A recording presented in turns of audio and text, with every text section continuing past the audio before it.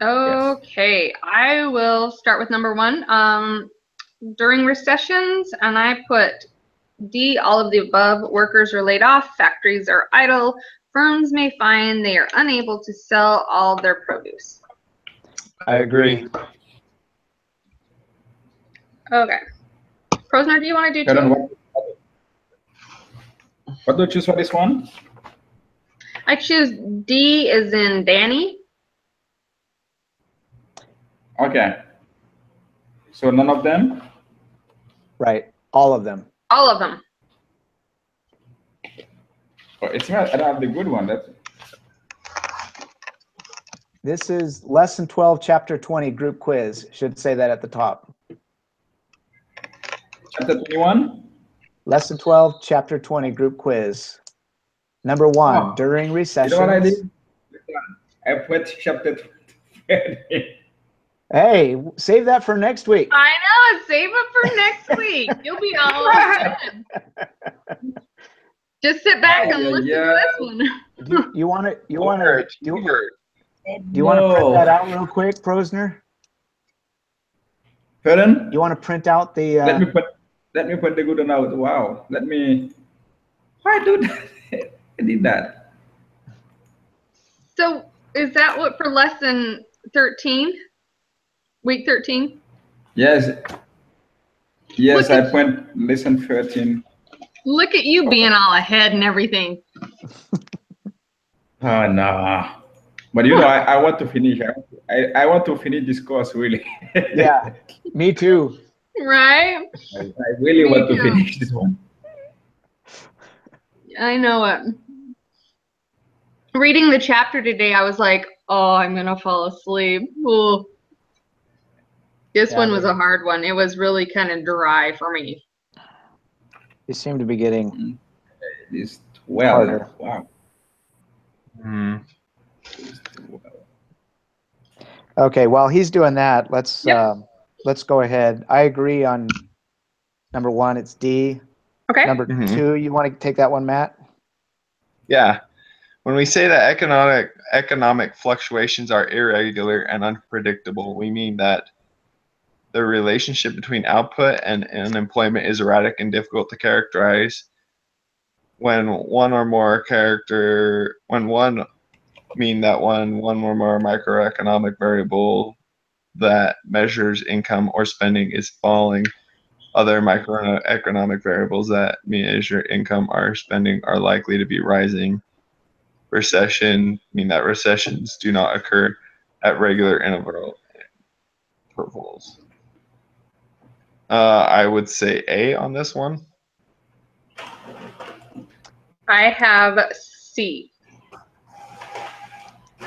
So A is the relationship between output and unemployment is erratic and often. Actually, I think unemployment and output do kind of follow each other. Mm-hmm. So I don't think it would be A.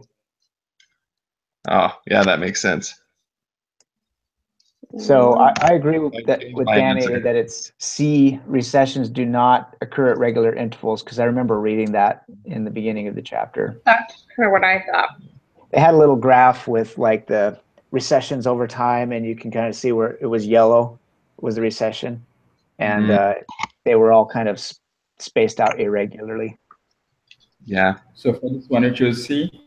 C as in Charlie. Okay. Oh, my dog just looked up because her name's Charlie, and she heard that. She's like, what? Charlie, Right? here girl, come here, Charlie. They're talking Come to here, you, Charlie. She's all freaking out. Okay, I will do number 4. Is that what we're on? No, we're on number 3. Oh my gosh. Well, let me do it since you already done. Sorry. Yes. Oh, all sorry. Right.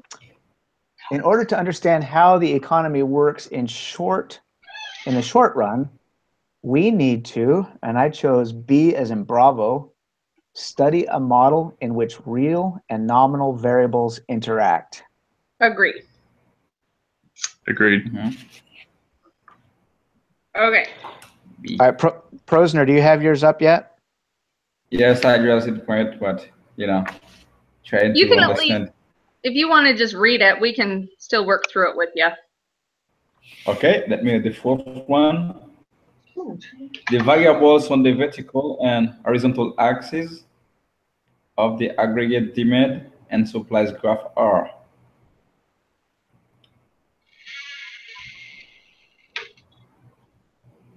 So Okay. you pretty much skipped this chapter, right, Prosy? Yeah, he didn't even read it. So he read the other chapter. Okay. Yeah. So this chapter talks a lot about it, but what you're going to see is a kind of like a supply and demand graph, but instead of like a single product, it's like all products and all GDP basically. And on the left-hand side, you're going to see price, and then along the bottom, you're going to see total output or real output. Okay. So that would be A, the price level and real output, if everybody agrees with that. I agree. Yep. Okay. 5. When looking at a graph of aggregate demand, which of the following is correct? I put C as in cat. The variable on the vertical axis is nominal, and the variable on the horizontal axis is real. I agree. Yes. Okay.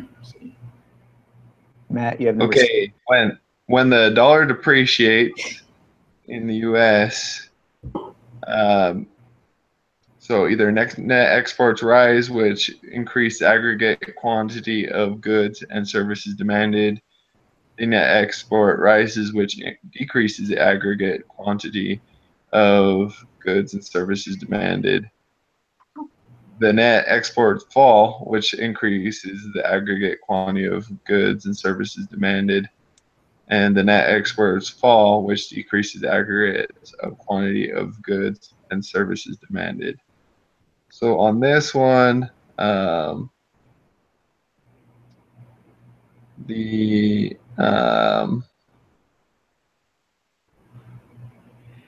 would say the net exports fall, which increases the aggregate quantity of goods and services demanded. Let's see. So on this one, the way you want to think about it is, if the dollar falls for the rest of the world, is that a good deal or a bad deal? It's a good deal for the rest of the world. Right, because now they get U.S. imports for cheaper. Mm-hmm. So that means So if their imports rise, our exports also rise. So they'll be buying more from us because we're cheaper. So our exports will rise. Okay. And then we would demand more, though, right? Well, remember, it's from their perspective, right? Mm-hmm. So that's B. Would they demand more when the dollar falls, or would they demand less? They will demand more, I think, because yeah, they will demand more. Right. So net exports would rise, which would increase the aggregate quantity of goods and services demanded. Well, that makes sense. A is the dollar. Yeah. This one is E. It's A. Just like when the dollar falls. That's like when the dollar falls in Haiti, we all want to go on vacation there. Right. So their tourist trade goes up. Right. Yeah. So A, 6 is A. Yeah. Correct. That's what I have. All right, number 7. The wealth effect, interest rate effect, and exchange rate effect are all explanations for, and I have C, the slope of aggregate demand curve. Agreed. Same. Right. Which of the following aggregate demand to the right?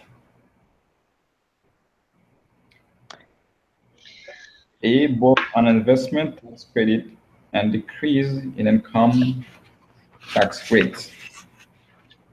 B, investment tax credit but not decrease in income taxes rated.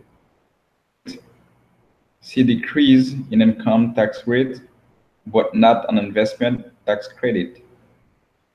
Neither an investment tax credit, not a decrease on income tax rates. So, which you're following with shifts, aggregate demand shift. I have A, both an investment tax credit and a decrease in income tax rates.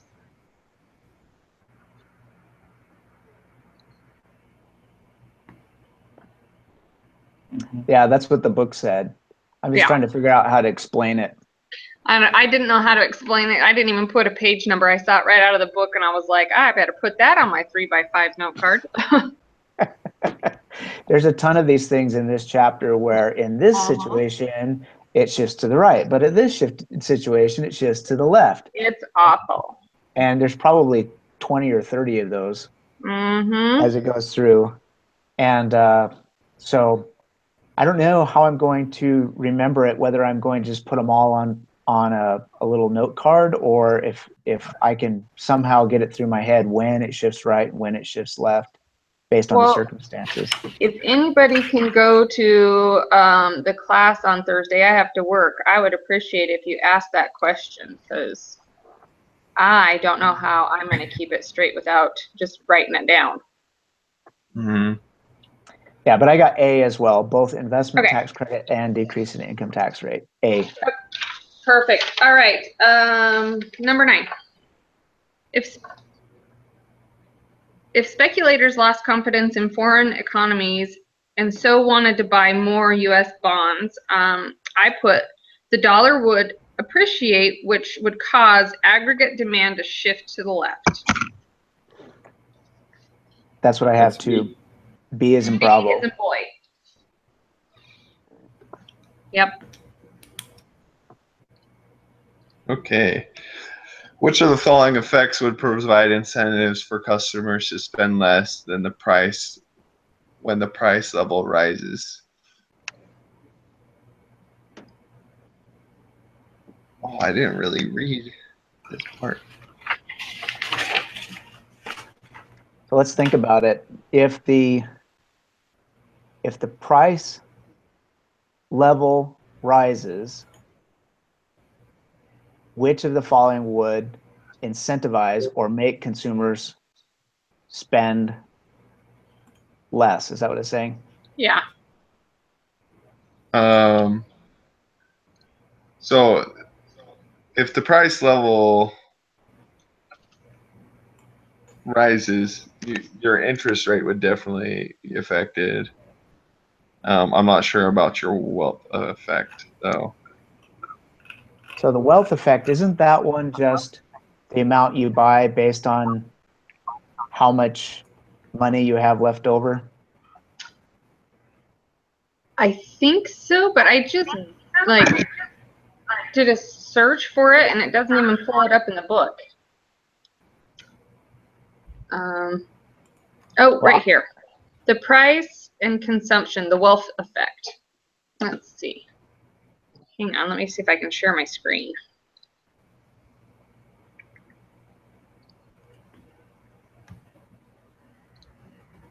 I mean, typically when prices go up, we buy less. Yeah, people feel poor. Can you guys see my screen? Yeah. Okay. Consider the money that you hold in your wallet and your bank account. The nominal value of this money is fixed. $1 is always worth $1, yet the real value of $1 is not fixed. If a candy bar costs $1, then $1 is worth a candy bar. So yeah, I think that's kind of what you're saying, Brad. The logic gives us the first reason the aggregate demand curve slopes downward. A decrease in the price level raises the real value of money and makes consumers wealthier, which in turn encourages them to spend more. The increase in consumer spending means a larger quantity of goods and services demanded. Conversely, an increase in the price level reduces the real value of money and makes consumers poorer, which in turn reduces consumer spending and quantity of goods and services demanded. Yeah. So I chose A, the wealth effect and interest rate effect. I did as well. Choose A. A is in alpha. Okay. They both make consumers poor, feel poor. All right, I got number 11. Since the end of World War II, the U.S. has almost always had rising prices and an upward trend in real GDP. To explain this, I chose C, both aggregate demand and long-run aggregate supply must be shifting right, and aggregate demand must be shifting farther. That's what I put. So you said you chose C? C, yeah. Okay. So shifting right explains the increase. Okay. 12. Okay. Why Wages does it tends have to to be shifting? Why does it have to be shifting farther? Aggregate demand must be shifting farther.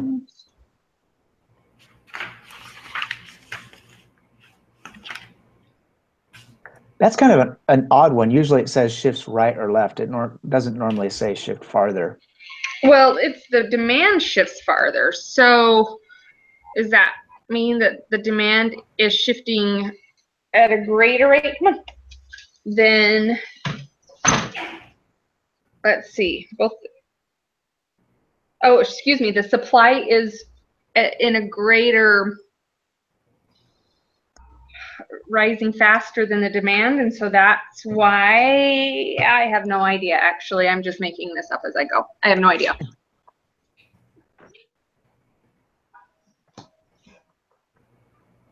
Yeah.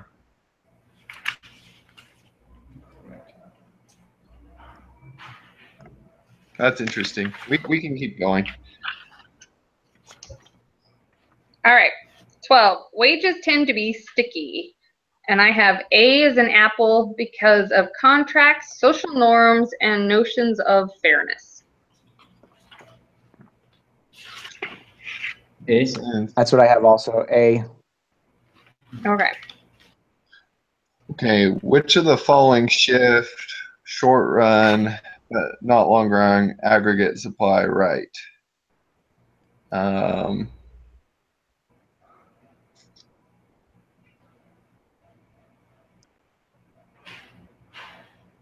I would say a decrease in the expected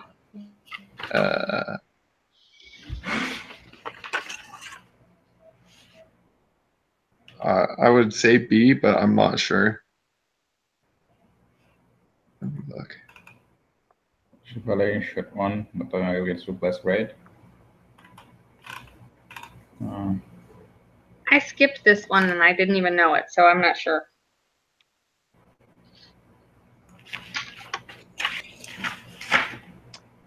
For me, I chose B, a decrease in the expected price level.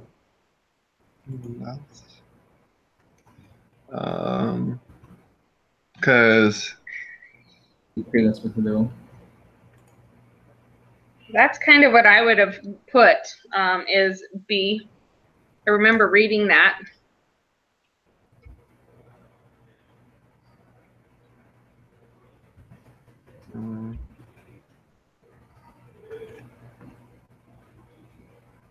long range aggregate.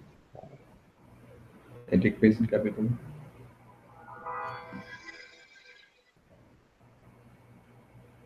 Which of the following? Short one. So when you're talking about supply, producers are encouraged to create more when the price is high. Correct. So if there's a decrease in the price level, they will not produce as much. Which of the following shifts short run but not long run aggregate supply right? Well, that would be left, wouldn't it? A decrease? Yeah, a decrease would be left. So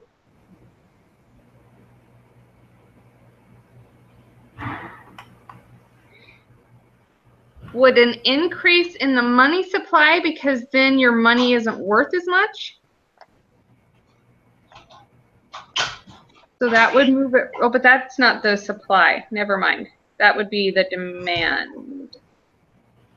Because this is from the book, because the price level does not affect the long-run determinants of real GDP, the long-run aggregate supply curve is vertical.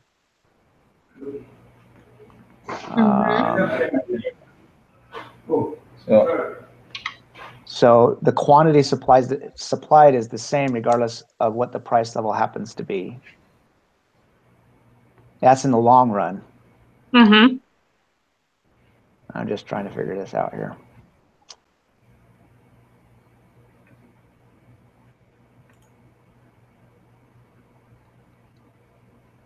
Because the quantity supplied does not depend on the overall price level, the long-run aggregate supply curve is vertical in the natural level of output. But we're not talking about long run. We're trying to talk about short run. Yeah, we're just talking about short. Short run.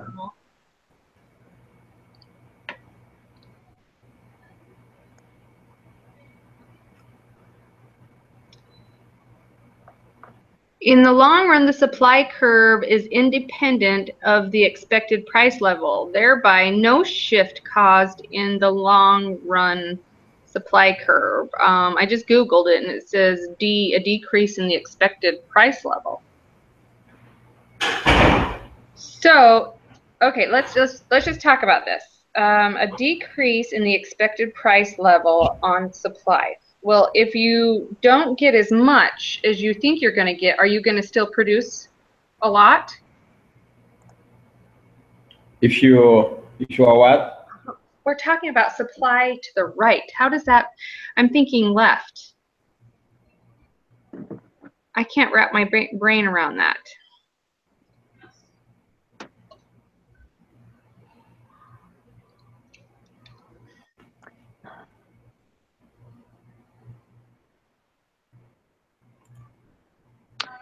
It says in the long run, the aggregate supply curve is vertical, whereas in the short run, the aggregate supply curve slopes upward.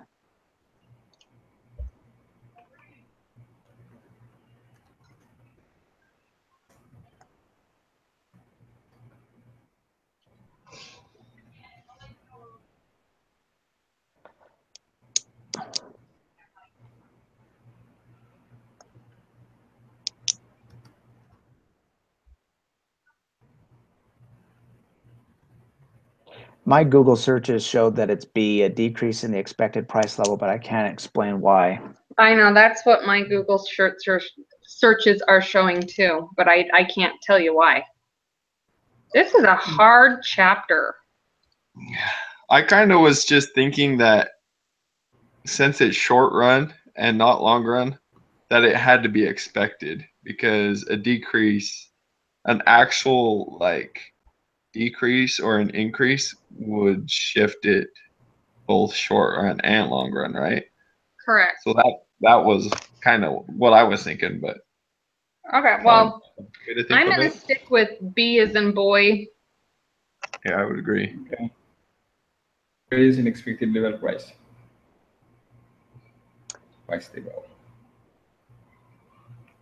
Okay, Froesner, do you have, is it 14? Are you on 14? The long run aggregate supplies curve would shift left if the amount of label available.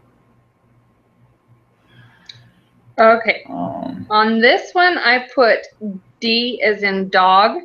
And so it would be the long run aggregate supply curve would shift left if the amount of labor available decreased or Congress made a substantial increase in the minimum wage. And I kind of found it in the book. Okay. Nice. Yeah, I agree with that one. All right. D. That's D. D is in dog. Okay. D. 15. What happens to the expected price level what happens to the expected price level and what impact does this have on wage bargaining? And right, I put C as in cat, the expected price level rises, bargains are struck for higher wages. That's what I have, C. Okay. As in, Charlie, here, girl. Right? My dog's freaking out. Poor thing. All right. Policymakers who, oh wait. It's not me. I don't think. Is it? Yeah, Well, it's you. Oh, Well, we kind Is of it? skipped some people, but that's okay. did I? Sorry, I'm terrible at skipping people. Oh, That's all right. Next time we'll just let you answer all of them, Danny. no, I hate being a boss. Ugh. I'm just teasing you. Yeah. Go ahead, Matt. Alrighty. Policymakers who control monetary and fiscal policy and want to offset the effect on output of an economic contraction caused by a shift in aggregate supply could use policy shift to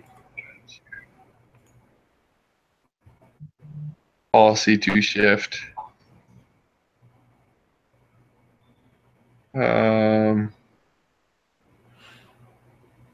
Aggregate demand to the right. To the right of the demand. I would say aggregate demand, Mhm.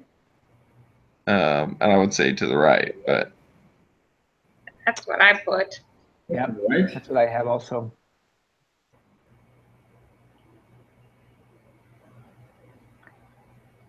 not Okay. exactly why yet. I but- know this chapter is really hard to understand. It like contradicts itself through the whole thing. I feel like. Well, let's see. And it will be part of the Policymakers. exam. That's a big problem. Uh-huh. We'll have those problems in the exam next week. I know. We have a week to figure it out. Bleh. Yeah.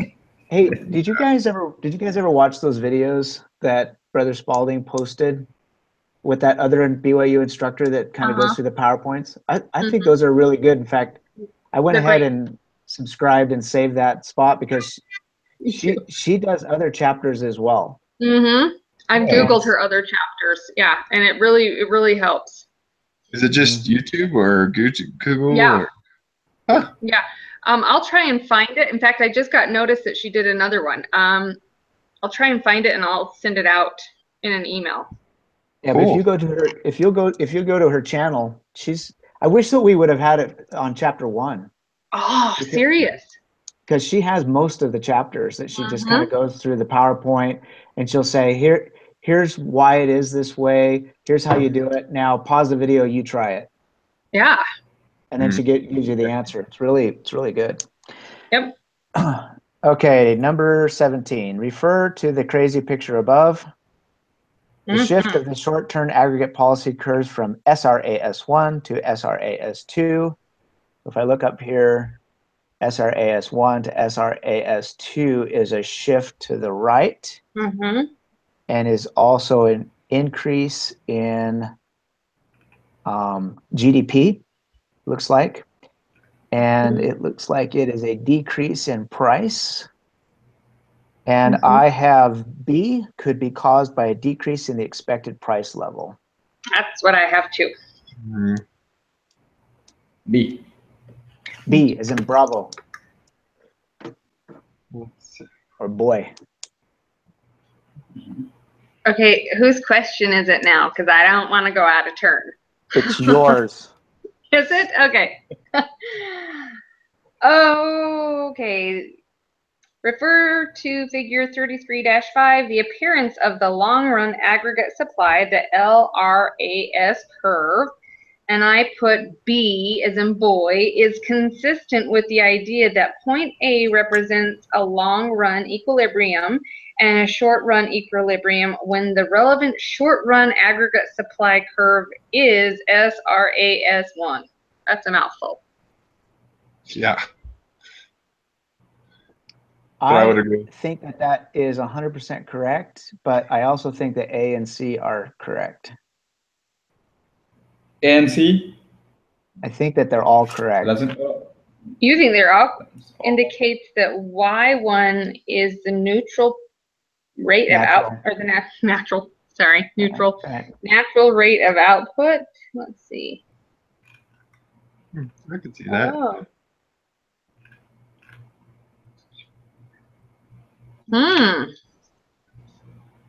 Is consistent.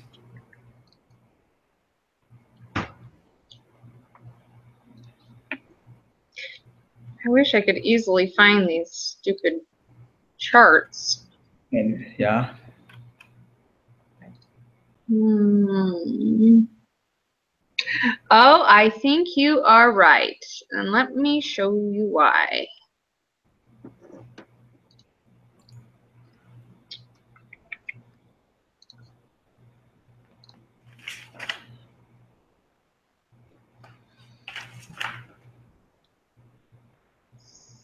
Natural So, level of output.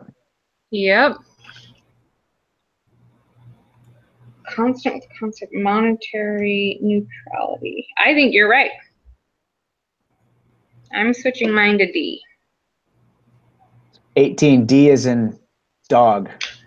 Yep, Not to be confused with C as in Charlie. correct. Okay, who's got 19? I do. Stagflation exists when prices rise and technically output falls. So I would say unemployment rises. C. C. So, This question is screwed up. yeah, A and B are exactly the same. So it's got to be either A and B, whichever is correct on the real quiz. Right. So, So C and D are also exactly the same. Oh my gosh, they are. So there's only two answers that we can choose from. And the correct answer is not on here Yeah. because unemployment rises. So prices will rise and unemployment will rise. Right? Yes. mine looks different than you guys's apparently because Really?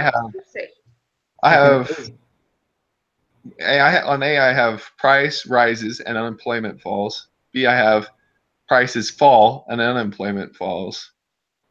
C is price rise and unemployment rises, and D is prices fall and unemployment rises. Are you looking at the actual group quiz or the PDF that was given out? The actual group quiz. Yeah, that's why, because we're all looking at the PDF. Yeah, you're taking this quiz while we're doing it. So then hurry and submit it before we all hang up. Aw. I'm down for it. Yeah. My goodness, that's brilliant. Yeah. So yeah, that's I'm why totally- yours is right. I am totally against that idea unless Danny stops the recording first. Right? I'm totally against it too. It's that Exactly. slippery slope I was talking about earlier, okay? Right? I don't know. It's like taking one for the team. We're all doing this together anyways. Justification. Listen to the justification. Okay. So I'm very interested in what you're seeing there, Matt. Hang on a second.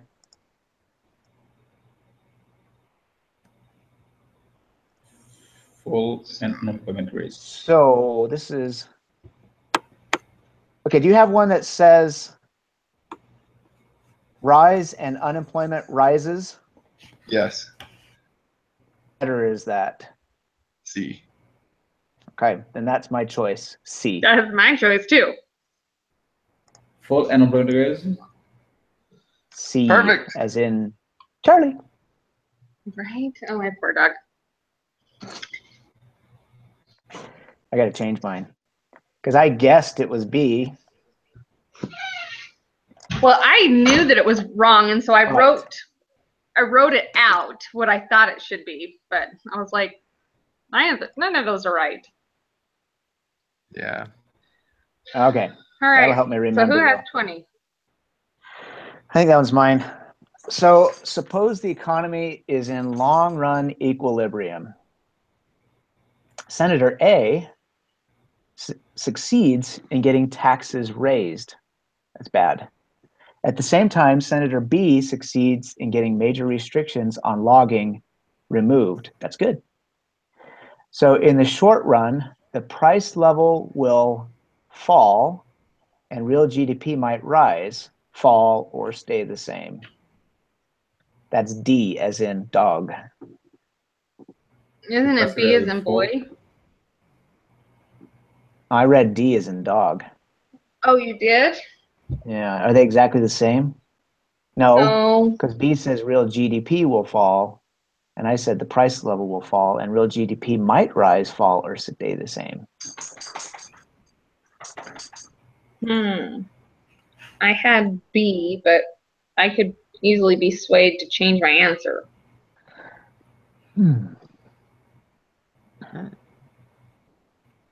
Okay, let's see. What affects real GDP?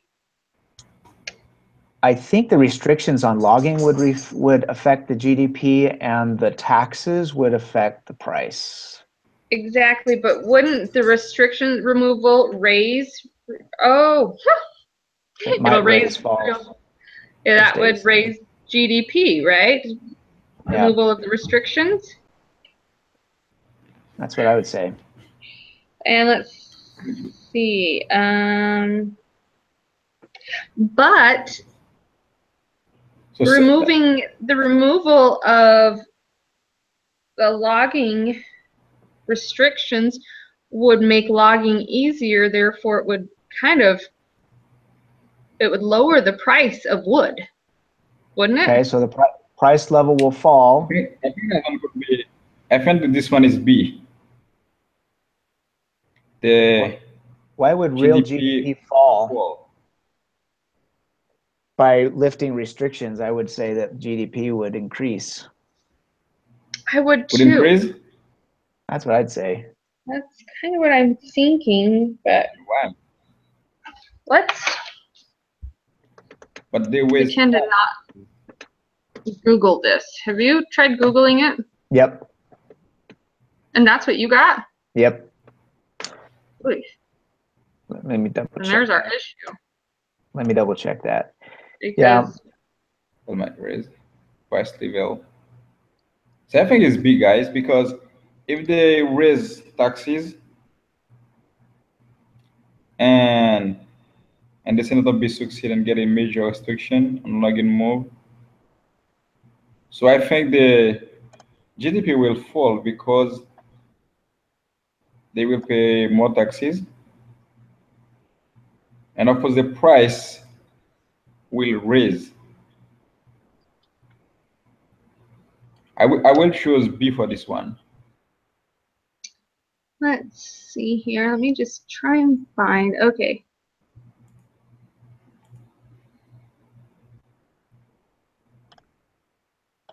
The one that I just Googled has B, real GDP will fall and the price level might rise, fall, or stay the same.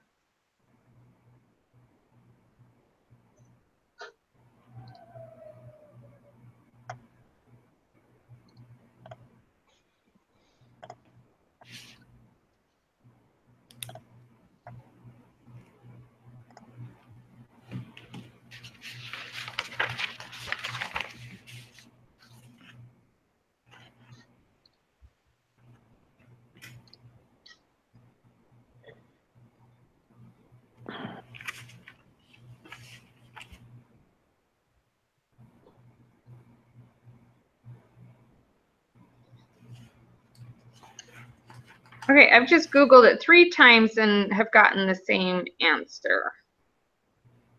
D? Which one? Which answer you have, Danny? I've gotten real GDP will fall and the price level might rise, fall, or stay the same. And I think it has to do with the restrictions on logging being lifted. I do too. But I'm not able to can't find anything in the book. I can't either. And that's So logging would be considered a natural resource, right? Shifts arising from changes in natural resources and economy production depends on its natural resources, including land, minerals, and weather. The discovery of new minerals shifts the long-run aggregate supply curve to the right. Let's see here. I'm just kind of reading through it real quick here. A change in the availability of those resources can also shift the aggregate supply curve, for example, as we discussed later in this chapter. Okay. Events occurring in the world oil market have historically been important source of shifts in aggregate supply for the United States, and it doesn't really say which way. Yep, sorry, that was kind of a wild goose chase there. That's all right. Gosh, I really don't know. I gotta get going to some Okay, 4th of July Sorry. celebration stuff. But I did I would Okay. say and we missed one. I'm What not sure did which you- one. What did you put for 20? I put D. So, but Did you? it didn't let me go back and see what I got. I know. yeah, it doesn't. So I guess minus All right. 1 is better than minus 2. All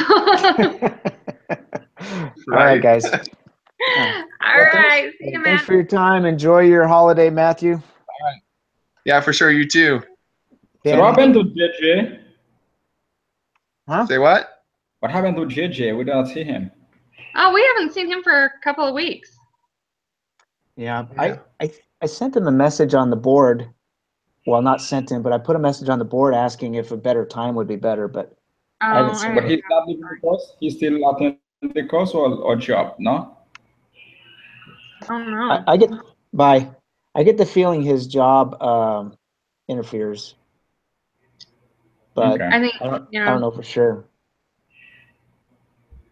well, this class is the only reason why I got off tomorrow for my other job was because it's my normal day off for class. And I was like, score. So, Yeah, good job.